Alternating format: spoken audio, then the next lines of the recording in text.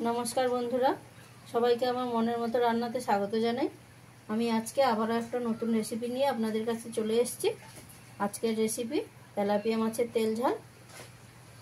तो बंधुरा आमी रेसिपिटा खूब सहज भावे साधारण भावे करे देखिएछि। आपनारा भिडियोटा प्रथम थेके शेष पर्यन्त स्किप ना करे देखते थाकुन, ताहले आपनादेर बुझते सुविधा होबे एबं आपनादेर रान्ना करतेও सुविधा होबे। तेलापिया माछेर तेल झाल करार जन्य आमी एखाने 6 पिस तेलापिया माछ निये नियेछि। माछटाके प्रथमे मैरिनेट करे नेब। तार जन्य दिये दिচ্ছি परिमाण मतन लवण, परिमाण मतन हलुद गुঁড়ো दिए हाथ दिए खूब भालो करे माछगुलोके मेखे नेब।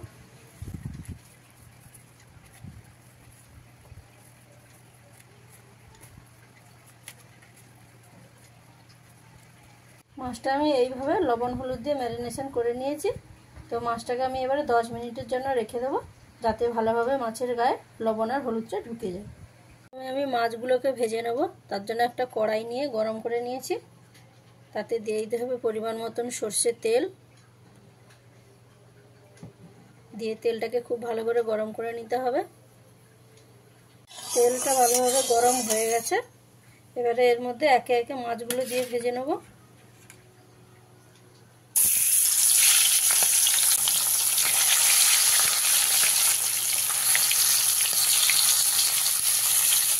গ্যাসের ফ্লেমটাকে মিডিয়ামে রেখে আমি মাছগুলোকে এপিট ওপিট ভালো করে ভেজে নিয়েছি, এরকম লাল লাল করে। এবারে তুলে নেব। বাকি মাছগুলোকে আমি ভালো করে ভেজে নেব।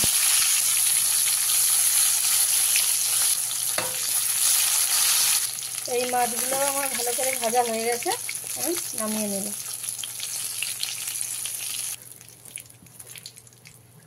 এবার ওই একই তেলে দিয়ে দেব 2 টুকরো দারচিনি,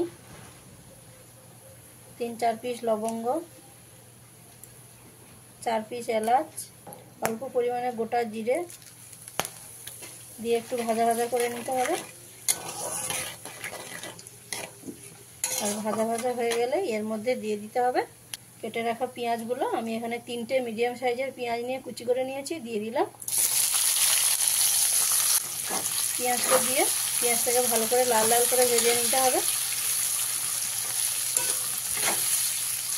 গ্যাসের ফ্লেমটা এই সময় আপনারা মিডিয়ামে রাখবেন। পেঁয়াজটাকে আমি এরকম লাল লাল করে ভেজে নিয়েছি। এবারে এর মধ্যে দিয়ে দিতে হবে 2 চামচ আদা রসুন বাটা, আর ঝালের জন্য 5 থেকে 6 পিস কাঁচা লঙ্কা দিয়ে খুব ভালো করে মিশিয়ে নিয়ে মশলাটাকে ভালো করে ভেজে নিতে হবে, যতক্ষণ পর্যন্ত না আদা রসুনের কাঁচা গন্ধটা যাচ্ছে ততক্ষণ খুব ভালো করে মশলাটাকে কষিয়ে নিতে হবে।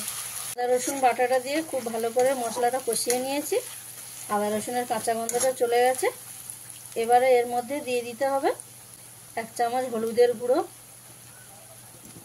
1 চামচ কাশ্মীরি লঙ্কার গুঁড়ো, 1 চামচ ধনে গুঁড়ো, 1/2 চামচ জিরে গুঁড়ো দিয়ে মশলাটাকে খুব ভালো করে মিশিয়ে নিতে হবে।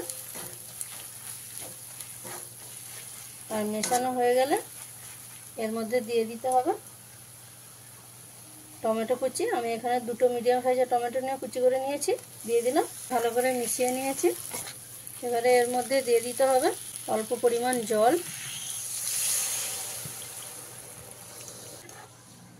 দিয়ে খুব ভালো করে মিশিয়ে নিয়ে মশলাটাকে ভালোভাবে কষিয়ে নিতে হবে, যতক্ষণ না পর্যন্ত টমেটোর কাঁচা গন্ধটা যাচ্ছে আর মশলা থেকে সম্পূর্ণ তেলটা ছেড়ে দিচ্ছে, ততক্ষণ আপনাদের খুব ভালো করে মশলাটাকে কষিয়ে নিতে হবে।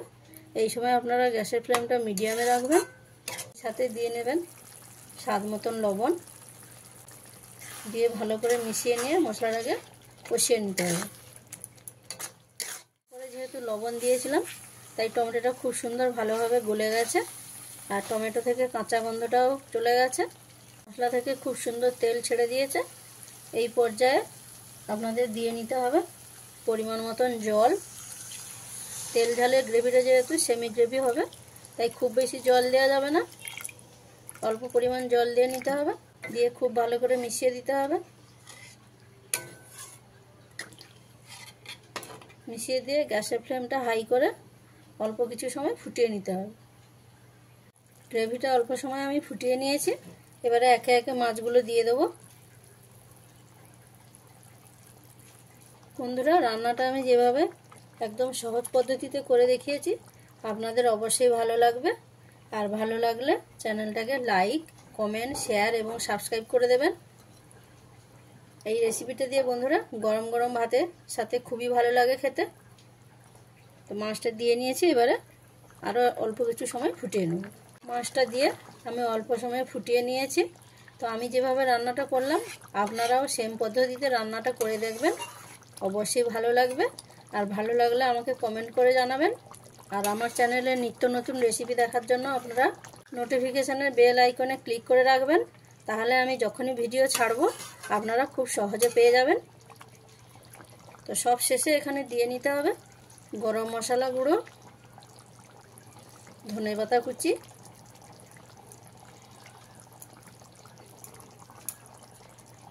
দিয়ে খুব ভালো করে মিশিয়ে নিলেই আপনাদের রান্না কমপ্লিট। এবারে নামিয়ে নিতে হবে। রান্নাটা করে এইভাবে আমি নামিয়ে নিয়েছি।